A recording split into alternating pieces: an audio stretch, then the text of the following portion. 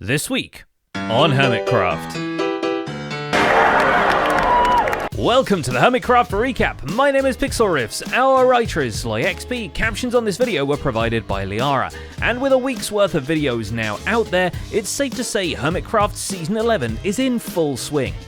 To address the elephant who's not in the room yet, at the time of writing we haven't seen a Season 11 episode from B00-100, though we are considering making one ourselves, just putting it together out of the cameos he's had in other Hermit's videos.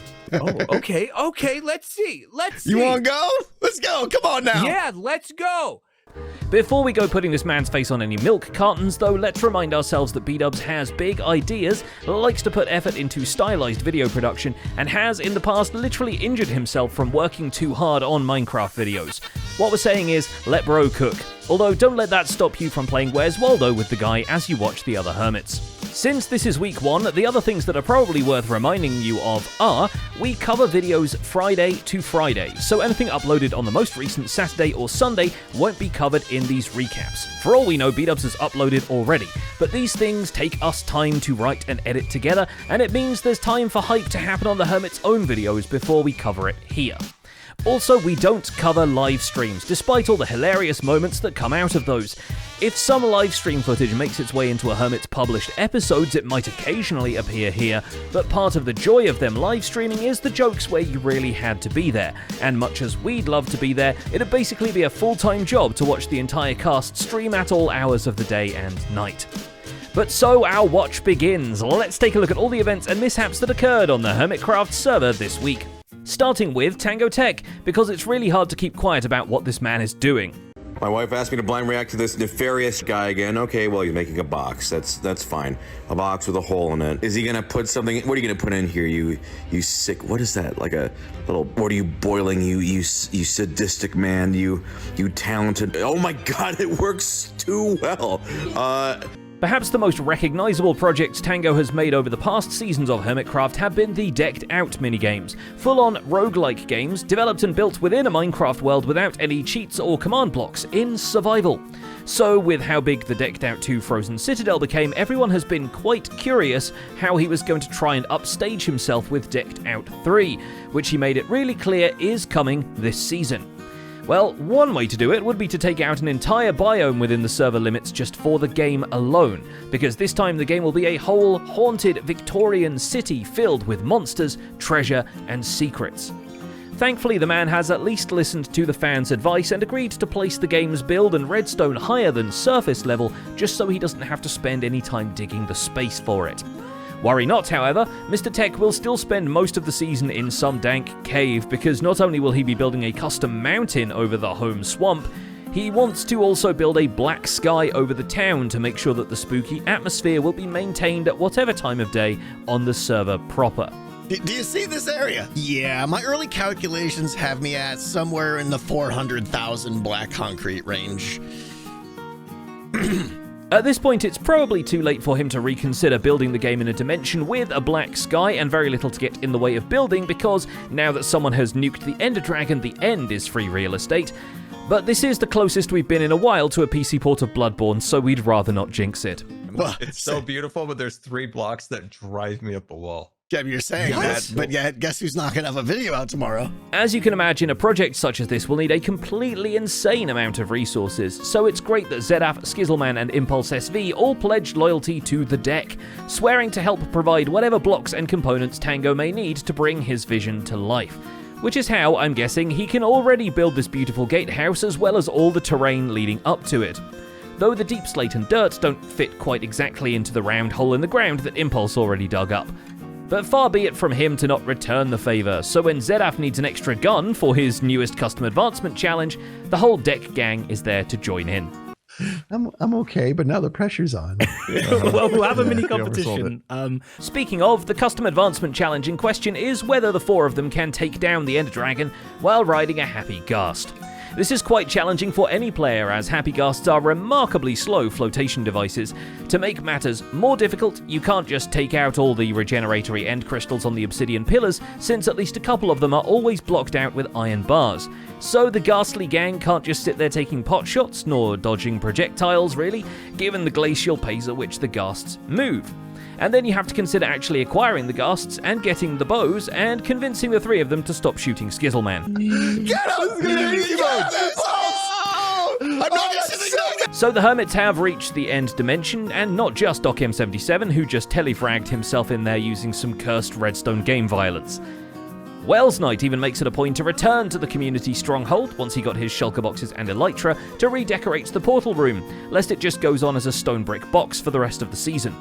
So I think I'm pretty happy with it, and it's certainly better than the nothing that we often end up with. He also drops down to the bottom of the void to hit the render on the Ender, a common farm to build for the harvesting of Enderman parts and experience.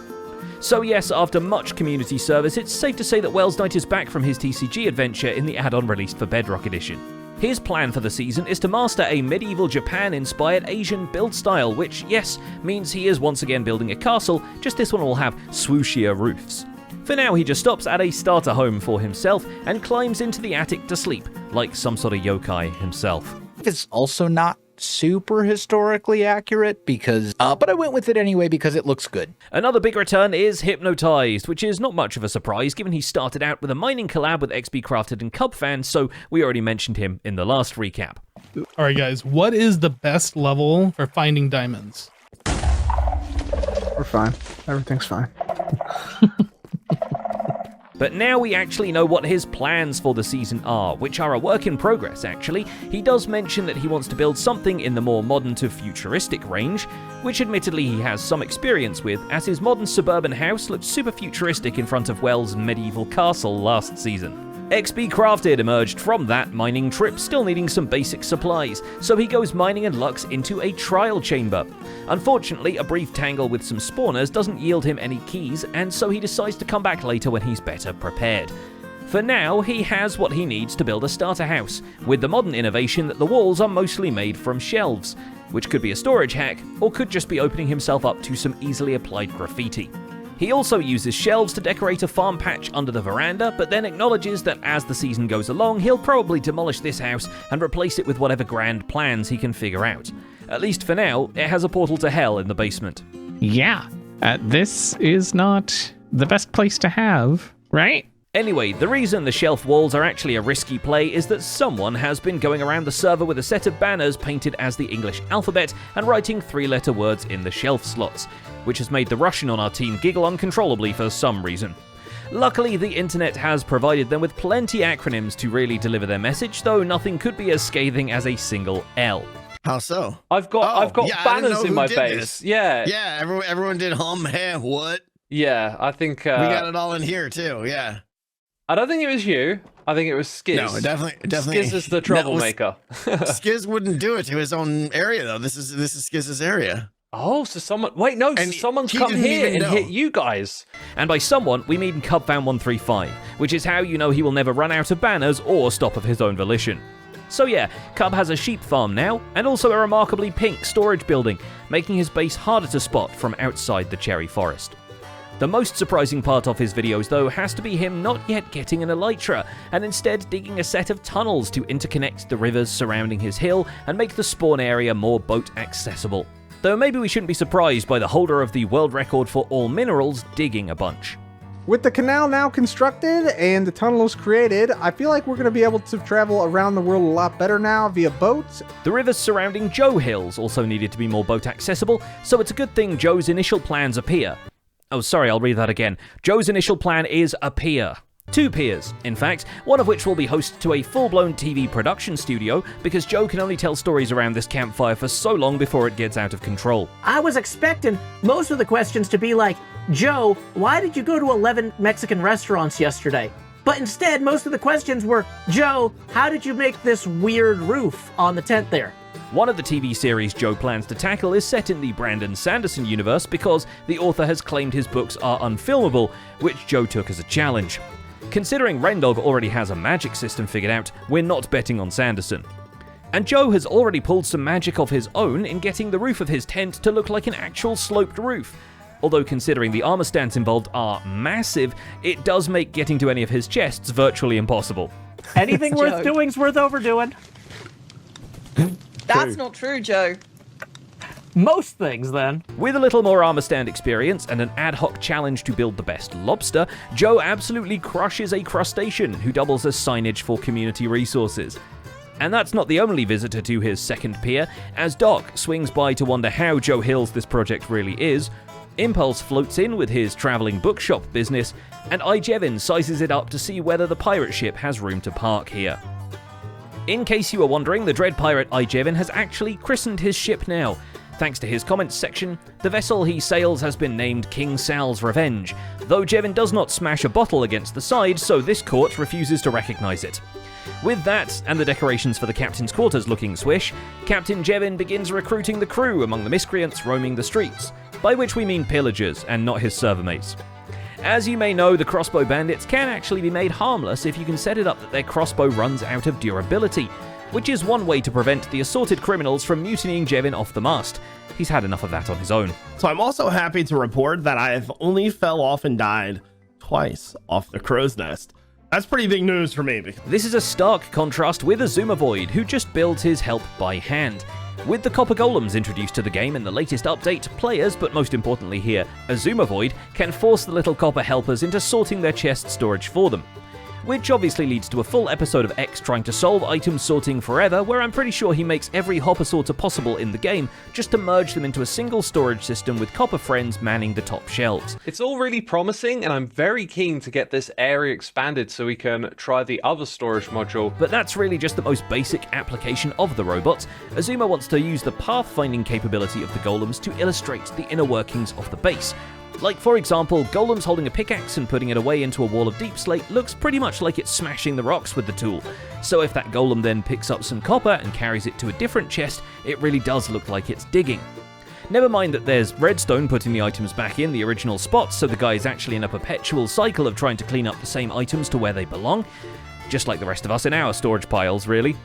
So obviously, with his tradition of season-specific outfits, Azuma has to join the ranks, repaint his outfits to citrus orange, and get a wearable antenna from Hoffen the 3D artist so he can be on the same wavelength as his gnome automatons. Or nomatons, if you will. I love the helmet. You can absorb a direct bolt right to the forehead and you're good now. Yeah. I'm conductive. I've got to be careful if it starts thundering. This is by far not the greatest crime Hoffen has committed this week, because it only takes a couple of minutes for Doc M77 to reveal he has a resource pack that turns all his copper golems into Doc-themed Labubu. Which is probably a sign I'm getting too old for this. They actually have different skins.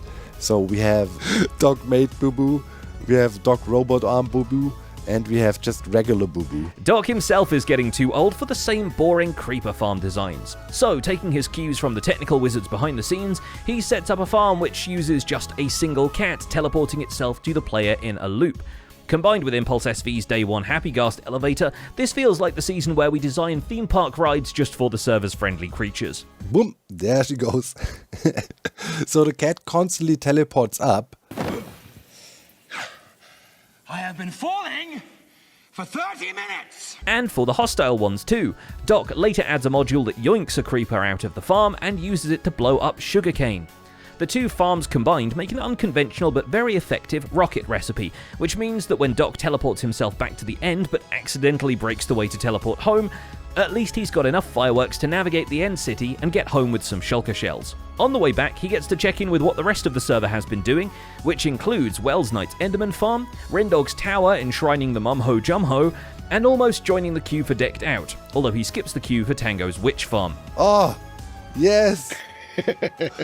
Oh, nice. We help each other out. Yeah. He also gets the frightening news that Good Times with Scar is going to attempt some redstone this season, which is only slightly less scary than what Joel Smallish Beans is doing next door to Doc's base. Is that everything is fine. Everything's alright. There's nothing weird going on. And I know what you're thinking. Joel, that sounds like there's something weird going on. But trust me, everything's fine. Everything's normal. Hoffen's violence against carved pumpkins continues as Joel reveals his look for the season, and I'm afraid to admit he did in fact find a way to make this weirder than Season 10.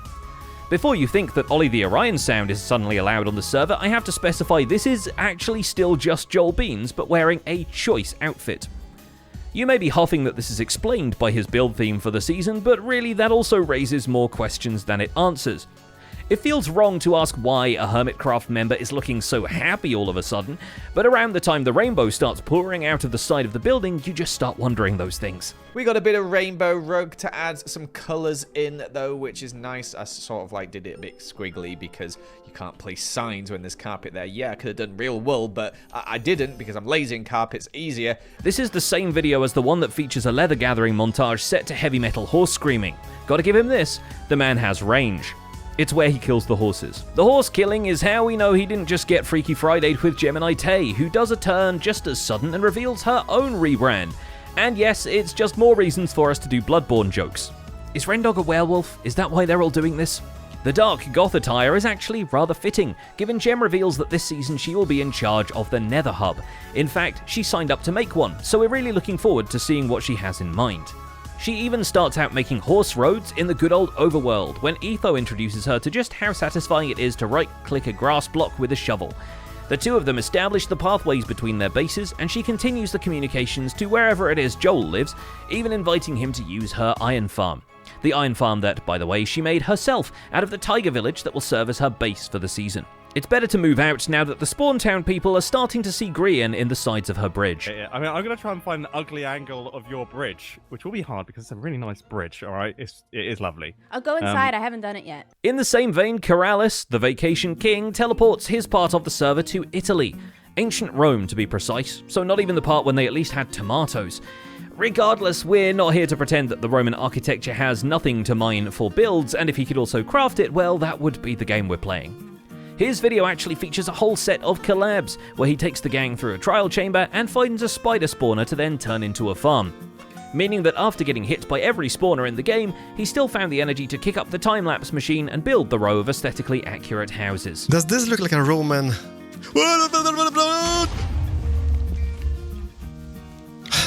False Symmetry, meanwhile, added more columns to her column cylinder, which, I mean, you see why we wanted to mention this in the Roman part of the script? She even builds a cave spider farm with an enchanting setup. It's like poetry. It rhymes. Okay, Corrales didn't put on Golden Curse of Binding Pants by accident, so it's a slant rhyme, but the point still stands. Okay, gotta go get it back as well. Kelp, come here. If I die again to this, I'm gonna fall back down. There better not be another block in the way somehow. And finally there's Mumbo, who could only rest for a few short hours before the Hermit's livestream started and people in his comments started calling him out. Yeah, we were talking about your simple face. Like you have the simplest face. It's like 3 points always creates a triangle, right? 2 lines always just creates a grin. There's just no way to stop it from happening. Now he's been ritualistically shamed, he builds the back of his house. To add to this idyllic pastoral scene and also immediately introduce some buildstone into the sky above, Mumbo drafts some ideas for an animated flock of geese overhead, which means bartering his way to a first-time Happy Ghast experience, having a panic attack trying to obtain skulk sensors, and ultimately misjudging the Warden. Have I misjudged? Have I massively misjudged? The screams of terror continue as he assembles a trial chamber raiding dream team, but that might have been an overreaction on Gemini Tay's part. Surely Rendog and Skizzleman will be an organised and responsible crew who will not drink a bad omen potion when you're literally standing on a skeleton spawner. No, Skizz! His last words were, At least all this flapping of arms gives Mumbo a much-needed break from the flapping of wings, and he's figured out how to make the geese permanently flap in the meantime, which is fortunate because he has an expert in geese right on his doorstep. Behind you. Those are geese! Yeah! I shouldn't have questioned the Canadian. And that's about it for this week's recap. Our writer is LoyXP, and my name is Pixel Riffs. Captions on this video were provided by Liara. Don't forget to leave a like while you're still here, and subscribe so you won't miss future recaps. Thanks for watching, and we'll see you next week.